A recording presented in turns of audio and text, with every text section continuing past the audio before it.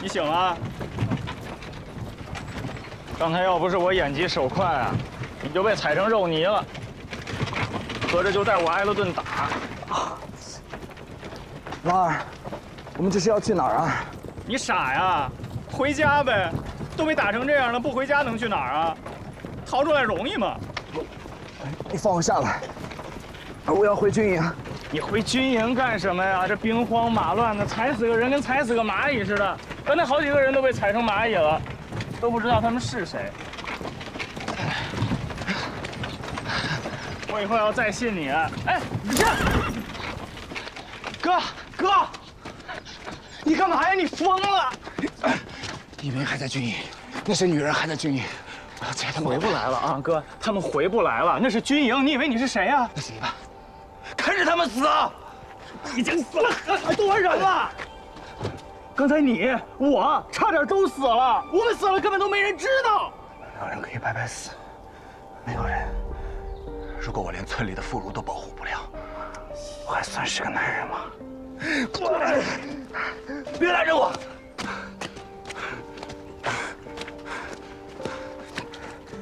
你逞什么英雄啊，古兵员？你这话说的好听啊！我顾老二虽然胆小，但是我知道孝敬咱娘啊。你走了那么多年，娘眼睛都哭瞎了。来兵的时候，娘躲在灶里吃红薯须，吃了3天3夜。我躲在房梁上，我都快饿死了。那个时候你在哪儿啊？那个时候你怎么不说这话呢？你现在回来了，你屁股没坐热你就走了，你把我们娘俩当什么了？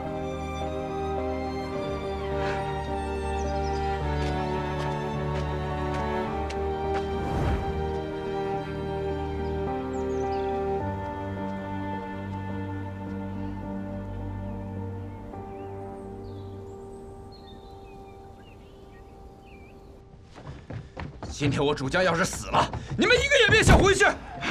快！主将怎么样了？一身在流血，快救救将军！快啊！你拿块布把他脸盖上。养老子的人没死，盖脸干什么？我害怕。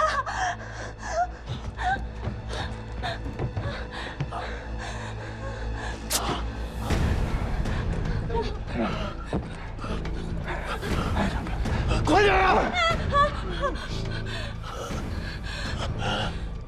你去拿剪刀、酒、金疮药、火盆。快！火盆、酒，快！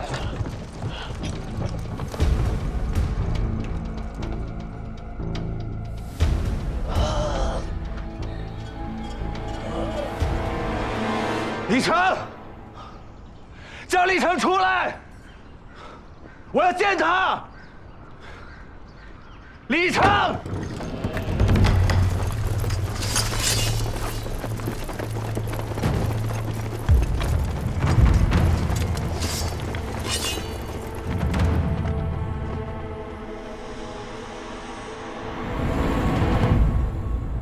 将军，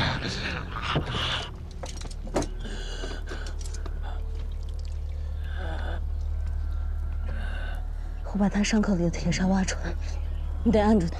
好。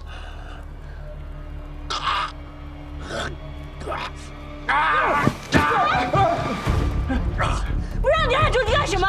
这样他伤口里的铁砂越陷越深，我挖不出来，难道你挖？来，快过来！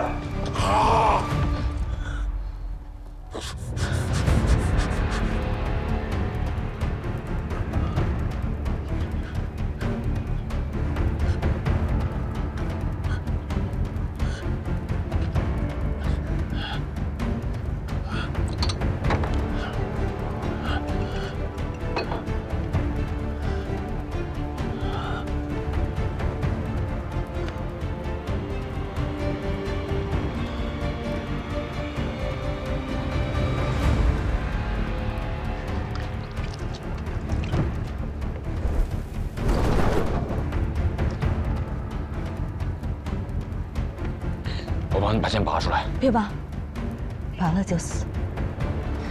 要去其剑尾，慢慢把箭头推出来，再用羊肠线缝上。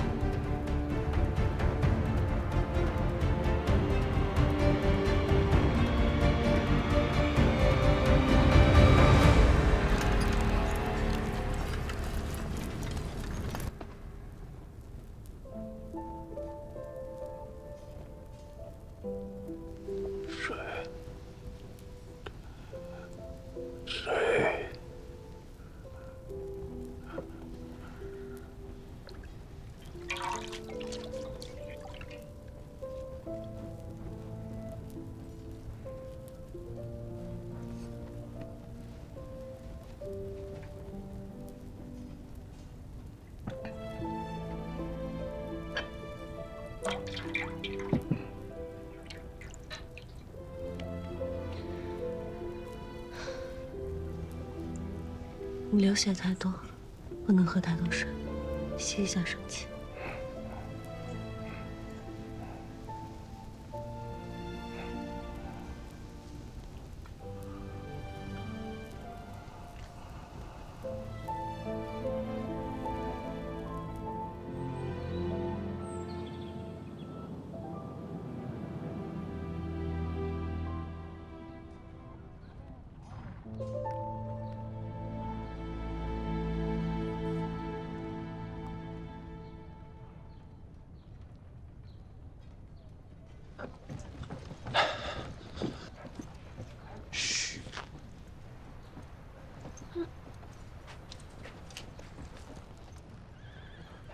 你看好多了，看起来气色确实好多了。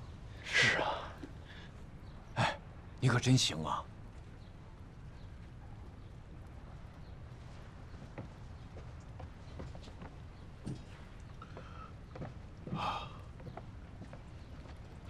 我看应该是没事了。将军接下来得吃好吃的，把身体给补起来。差不多，个把月差不多了。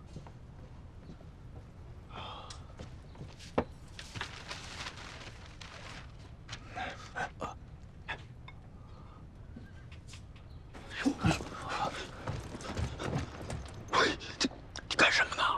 那主将看这个跟眼珠子似的，你就这么写呀？命都没了，还要什么眼珠子？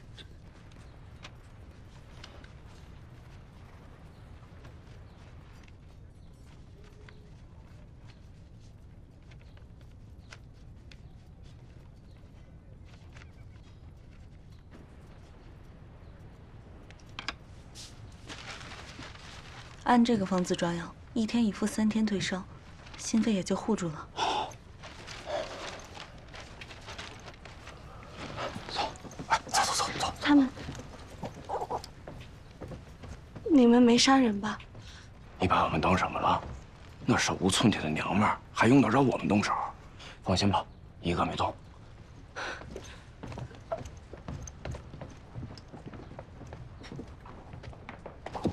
啊！干什么呀？我也回去了。你不能走，啥时候拔了剑，活蹦乱跳了，你这条命才算留下来。看好了。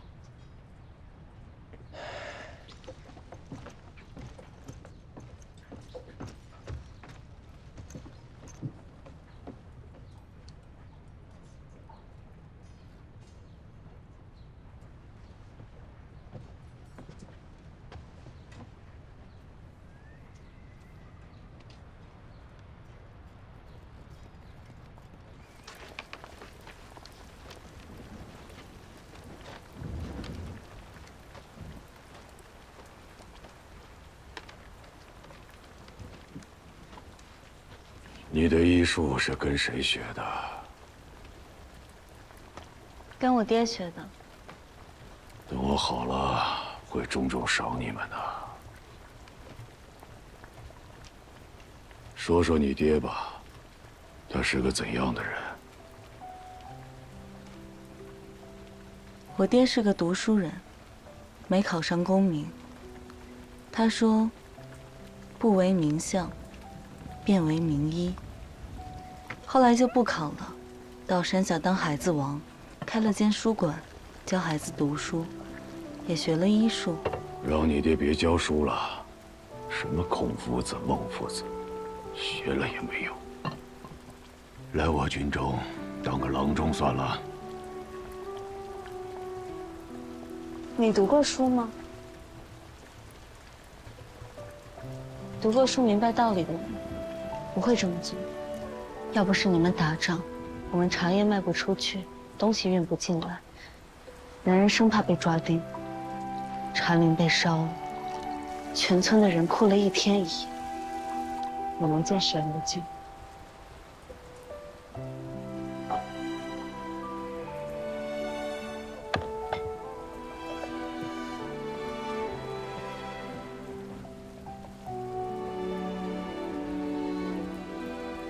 喝药。摆在那儿吧。你不喝药，他们不会放我们离开的。嗯。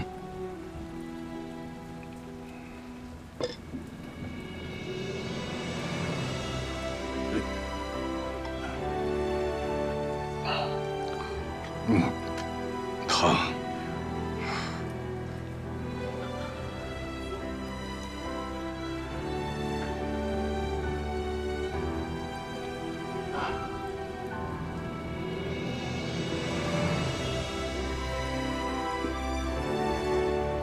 好了。你叫什么名字？我叫白一梅。没心没肺。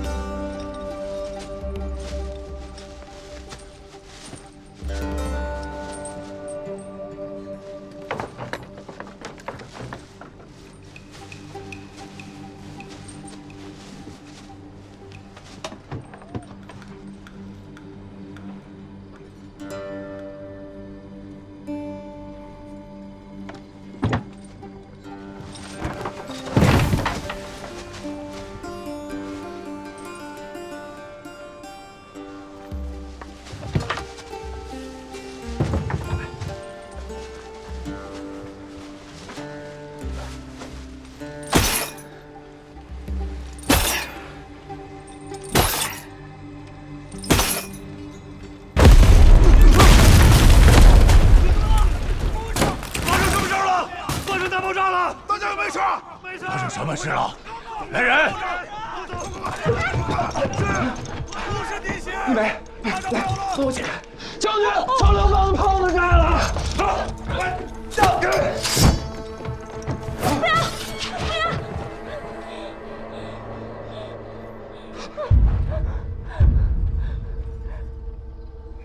把刀收了。将军，起来说话吧。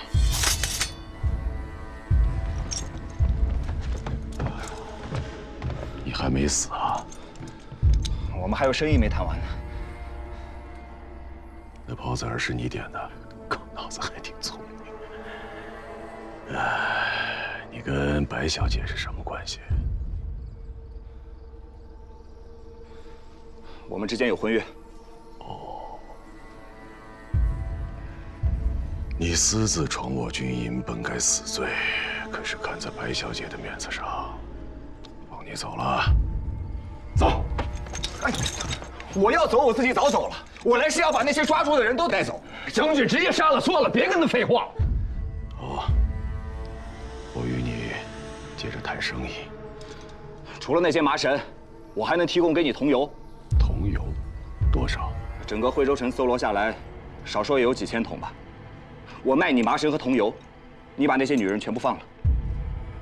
你当真不是探子？我是不是探子已经不重要了，只要麻绳和桐油是真的不就好了？言之有理。好，钱呢，我一分不会少给你。那些女人我也都会放了。不过，你跟我做生意，若是朝廷怪罪下来，说你通敌怎么办？无妨，通敌也是我一人通敌啊。若能救那么多人的命，这笔买卖很值。做生意搭进自己的性命，你莫不是个傻子吧？做生意也是需要成本的，有的时候人命也是成本。我可以信守承诺，我希望将军你也会。他们与你非亲非故，值吗？值不值你说了不算，我觉得才算。顾大哥，好，把这姓顾的放了，把那些女人一并放了，啊，除了白小姐。是。李成，白东，李成，我的意思是所有女人，包括白一梅。顾大哥，李成，顾大哥，你儿无信你，李成。待我伤势痊愈，自会放你回去。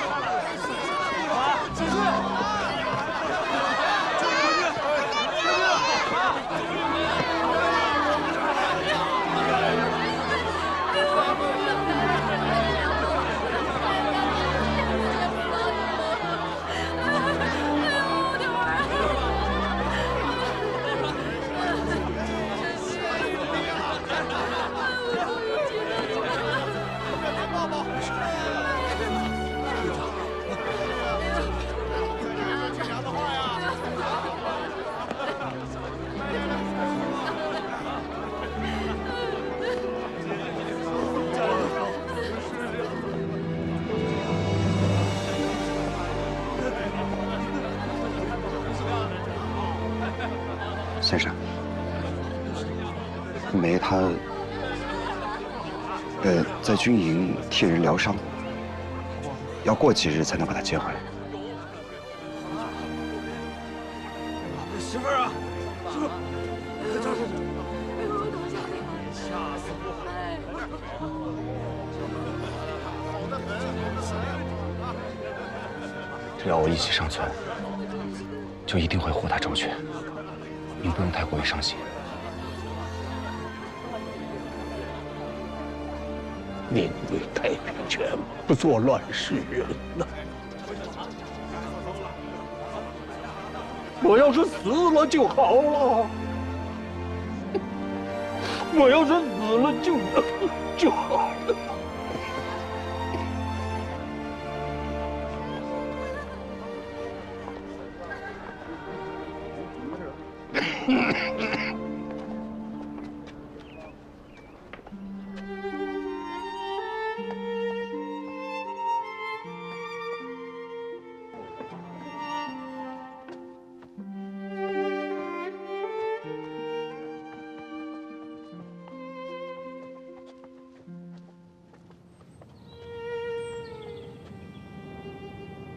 哥，你就不要生气了，好不好？你看我后来我壮着胆子我回军营去找你，你看妈把给打的。哎，哥，你千万别跟娘说咱俩吵架了啊！你要不你打我吧，你看我还不还手？你别烦我好不好？外面嚷嚷什么？是老大回来了吗？别跟娘说我去哪儿了。娘，我回来了。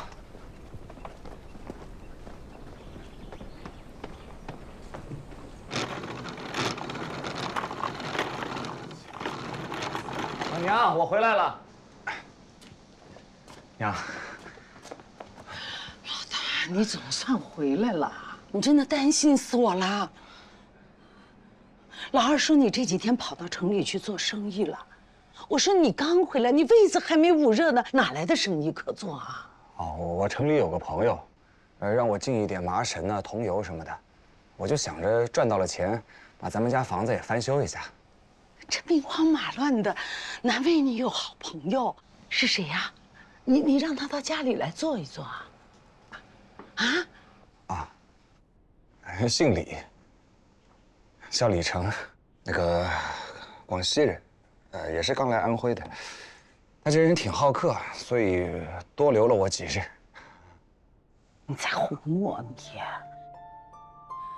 帮朋友的忙不能收钱，咱心要放正了。没哄你，我跟他合伙做生意，也没拿他什么钱。我儿子要过上好日子了，我们这个家要兴旺起来了。娘，我再跟你说个好消息啊，现在全村的女人都放回来了，但是一梅呢要多留在城里几日，她要给人治病，等她一回来，我就让她过来给您磕头。那你赶紧去告诉白先生啊！娘，我们跟白先生说过了。这几年，这个孩子跑我们家是最勤的。你看我身上的大褂，还有老二的鞋子都是他拿的。你要好好待他啊，不然我不答应。你说的哪儿话呀？我也不敢呢。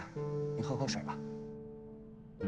对，娘，下午我和我哥还得出去一趟，我们订了200棵茶苗，得拉回来。哦，对了，时间不等人，拉回来了就得马上种上，争取在清明之前再收他一茬。啊，想想我真的老了，我一直把你们俩当孩子，一转眼2个人就是大小伙子了。你就记着那个样吧，反正到什么时候，我跟老二在你面前都是孩子。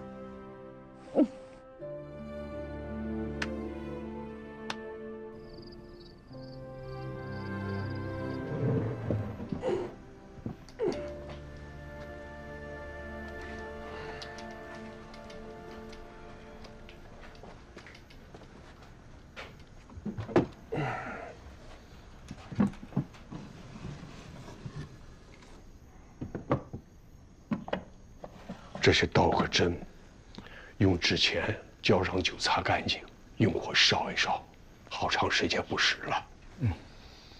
哎呀，我这个手啊，有时候抖得厉害，也用不得了。这些瓷瓶里的药啊，一梅都知道是干什么用的。还缺什么？你告诉我，我去寻。有师弟子夫妻老，您又不是没弟子的人，放心。你呀，就是变着法儿哄我。虽有家弟子，奈何无农桑啊！老师是个没用的人。陶渊明说：“误入尘网中，一去30年。”谁说非得做官才能有成就啊？有些老话得改改了。等把一梅接回来以后，我打算好好的整顿整顿茶园。下午刚和老二买了些茶苗回来。这天底下，甭管谁打仗，总得有人喝茶吧？您就等好吧。我倒有个炒茶的老朋友，在对面山上中和村住，姓廖，你们可以去请他。早些年他来炒茶，你娘和评委也见过。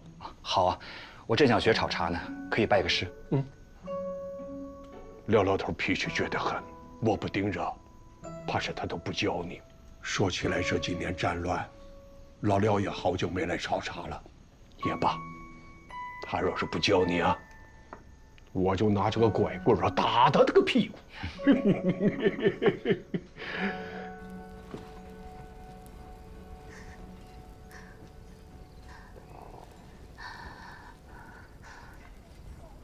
忍得住吗？疼得很。早就该拔出来了。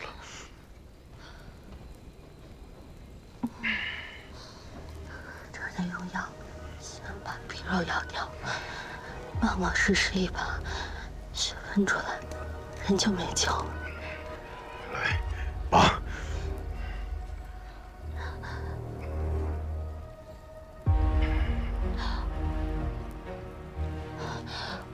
我下手拔了，你要不要找个东西咬上？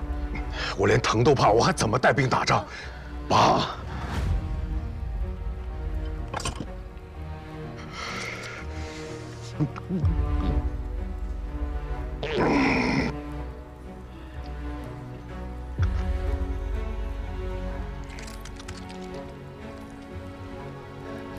哎。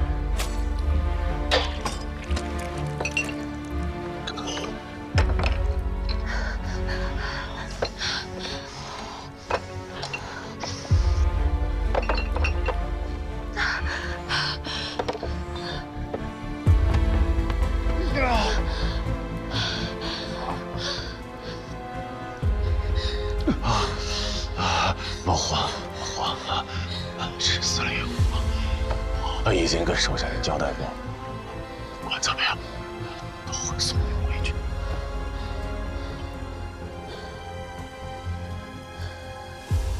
你摸到天亮之前，伤口不再炸开就没事了。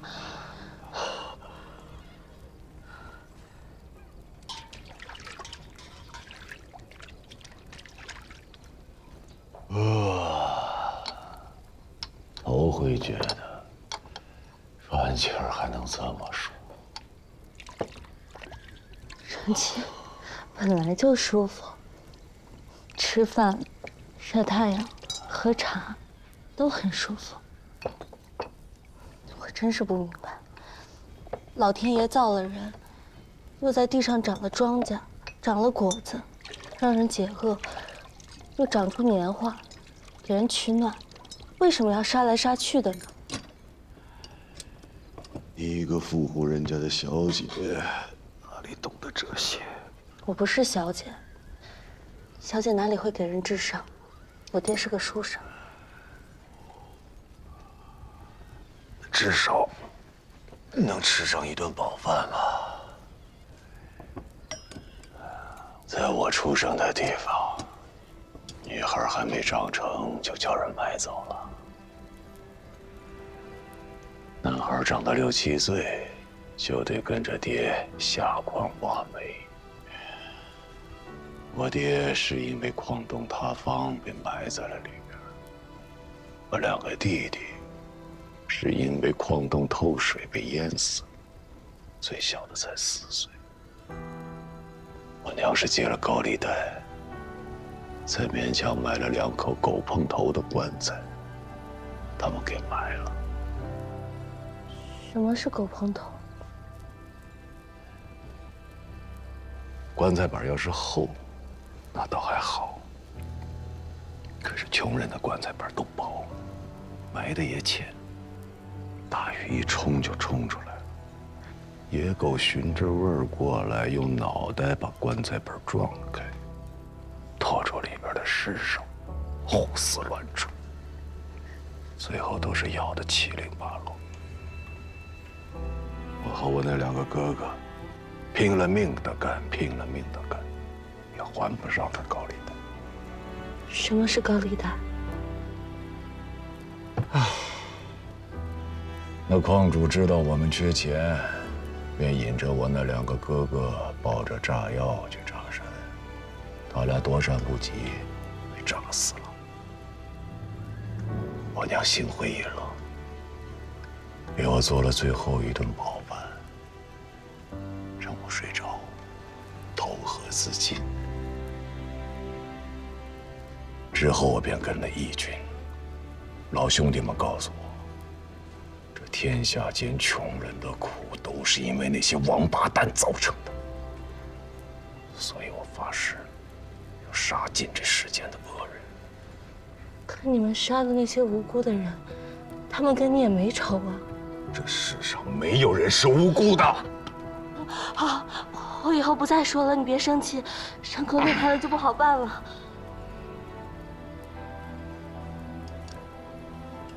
这次委屈你了，回去的时候我会重重赏你的。有什么委屈的？你以后还是要上战场，还是会这样下来。我是个当兵的，打仗就是我的命。再说了，死了也好，死了就能见着我的爹娘和兄弟，好想他们。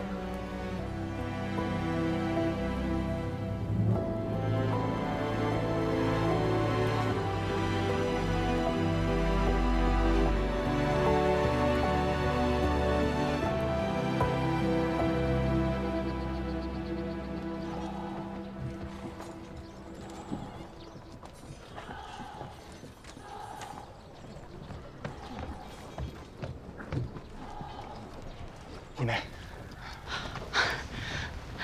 狗大哥，你爹让我把这个给你。哎，你爹怎么说？他让你尽早回去。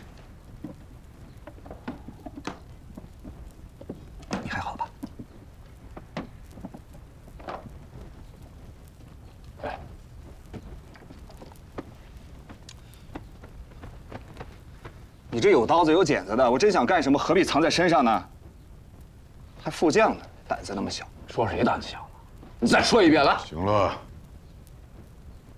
跟读书人斗嘴你斗不赢的，让他上前说话。上前说话。将军，那麻绳和桐油，我知道了。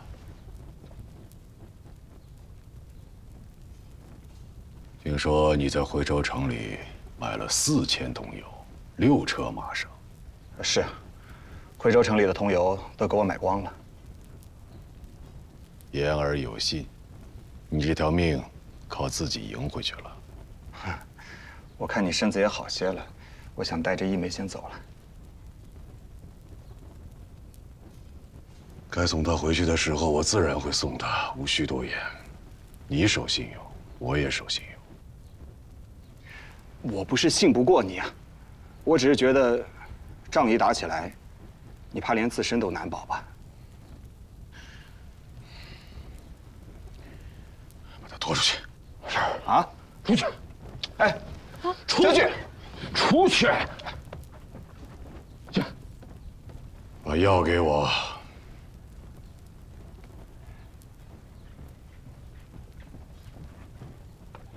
将军。哎呀，但说无妨，他个木头脑袋，什么都听不懂。将军，其实这几天，外面的其他营的兄弟们也一直问咱们什么时候卖油。哎，有什么好问的？上峰的命令是让我们在这等船把人运过来，我现在船影子还没见着呢。可外面都说咱们的水师被朝廷给击退了。胡说！将军，啊，你这话听谁说的？这投回来的老兄弟们说的呀，说咱们水师反水了，这不是传闻，是真的。你看这风声传得多快啊！将军，咱们是不是成孤军了呀？这兄弟们都说咱们早就应该去围合肥，待在这个鬼地方，还不被人一口给吃了。把地图拿来。是。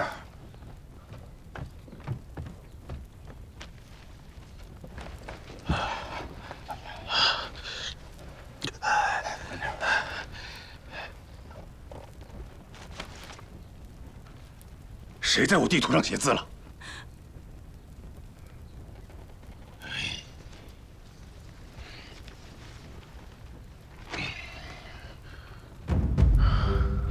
祁门安庆一事，长江上游洞开，现在往南，朝廷的军队就在那儿等着。你们但凡存一点后退的心，全军覆没，如何交代？那就打合肥。对呀，将军，打合肥吧，打合肥吧！打合肥上面没有派遣我们，让我们守在这儿，是给攻城部队缓解压力的。我们要是撤走了，朝廷的军队席卷，一下子把包围合肥城的义军反包了饺子，这个罪过谁来顶？我来顶。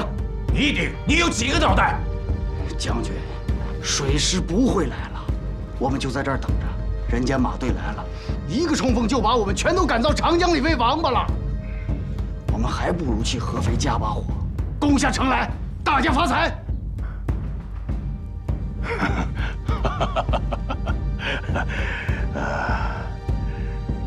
那要是打不下合肥呢？打不下来，要么扒了这身皮，要么换身皮。老子砍了你！将军，早就了，将军，我早就不想活了。我从我2个弟弟死了之后，我早就不想活了。来呀，砍了我呀！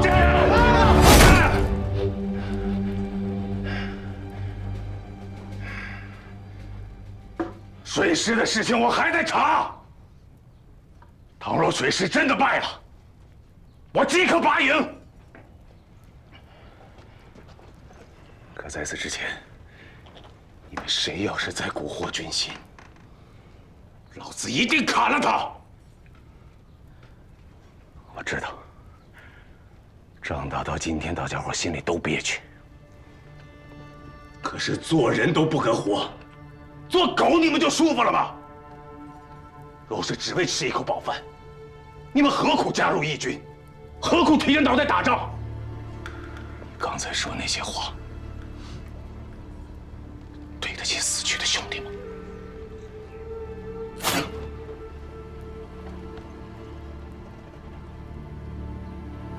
倒退一下吧。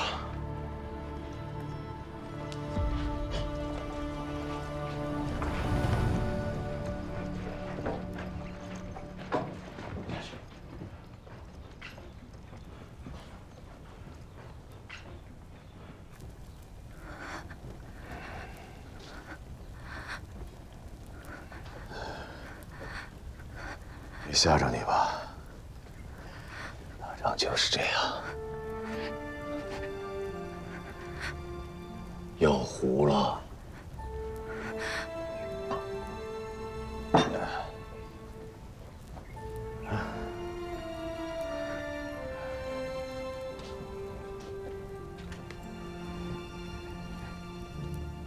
正月财戳是新年，2月财戳迎新春，3月财戳桃花红，4月财戳坐茶忙，9月财戳菊花红，10月财戳小阳春，11月财戳雪花飘，12月财戳有。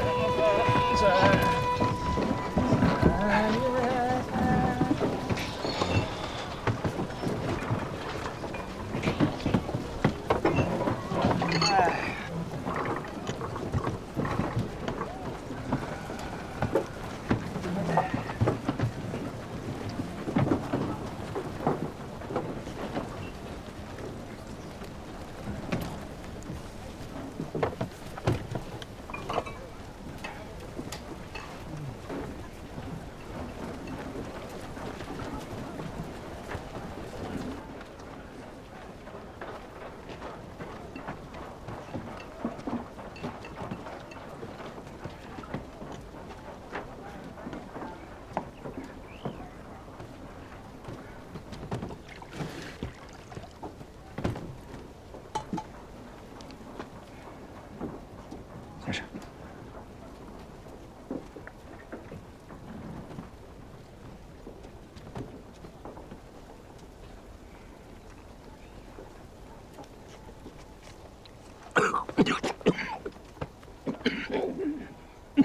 先生，你不要担心了。明日我再去一趟军营。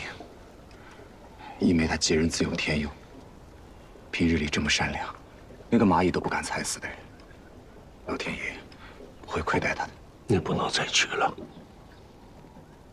老虎和饿狼是不讲理的，今天不是你，他们不是改了本性，是你走运。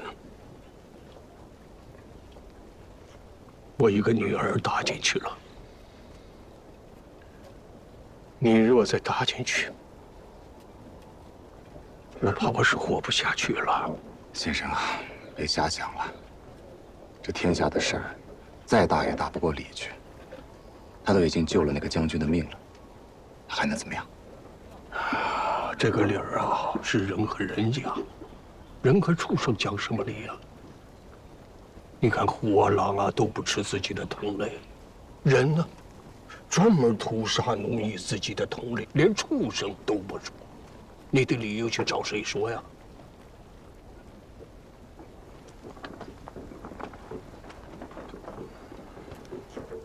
这些日子我一直在想，因为被抓走了，无非有几种情况。第一，完好无损送回来，这当然是上仙、诸天菩萨保佑。第三，最坏的一种情况，尸体回来了，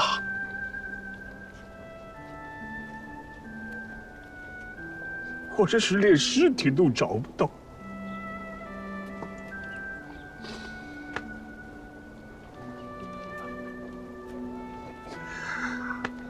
我也很快就随他去了。可我怕这个蝶儿。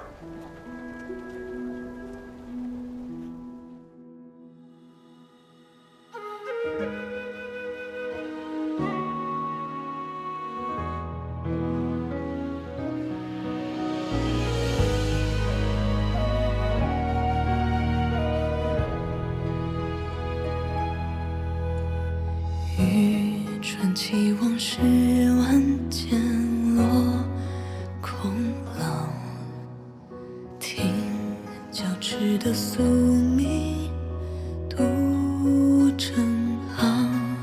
别管江湖路有多长，刻骨铭心此生。